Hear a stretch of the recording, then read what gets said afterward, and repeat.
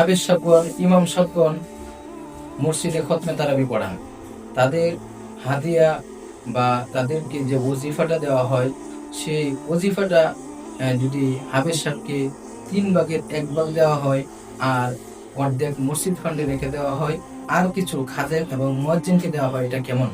তো আমি বলবো, অনেক কমিটি আছে, তারা কি করে ইমাম সাহেবের জন্য অথবা যারা খতমে তারাবি পড়ান হাফেজ সাহেবগণের জন্য, তারা তারাবির জন্য টাকা উঠানোর পরে তারা কিছু হাফেজ সাহেবকে দেওয়া হয় যিনি খতমে তারাবি পড়ান, আবার কিছু দেওয়া হয় কি মুয়াজ্জিন সাহেব, খাদেম, তাদেরকে দেওয়া হয়।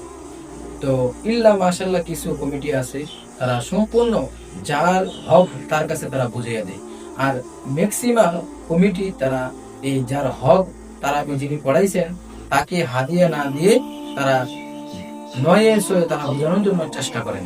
তো আমি এই বিষয়টা সমস্ত কমিটি যারা আছেন মসজিদের দায়িত্বশীল তাদের কাছে আমি আবদার করব, যিনি তারাবি পড়ান তাকে সম্পূর্ণ টাকা দেয়া দিবেন। কারণ সম্পূর্ণ টাকার হক হলো, তারাবির হক হলো হাফেজ সাহেবদের জন্য।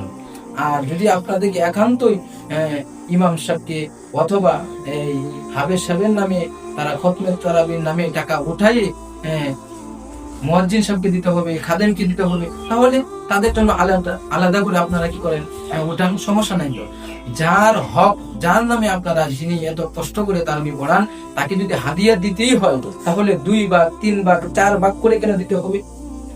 যদি দিতে হয় সম্পূর্ণরা হাফেজ সাহেবকে যিনি তারাবি পড়ান তাকে দিবেন। আর যদি ইমাম সাহেব মুয়াজ্জিন সাহেবকে দিতে হয় তাহলে এই টাকাটা আপনারা আলাদাভাবে উঠাবেন। উঠানোর পরে মুয়াজ্জিন সাহেব, খাদেম সাহেব, আরো যত সাহেব আছে তাদেরকে দেন, আমাদের কোনো আপত্তি নেই। তবে যে টাকাটা হাফেজ সাহেবের জন্য উঠানো হয়, তারাবির জন্য উঠানো হয়, সম্পূর্ণ টাকাটা হাফেজ সাহেবের হক।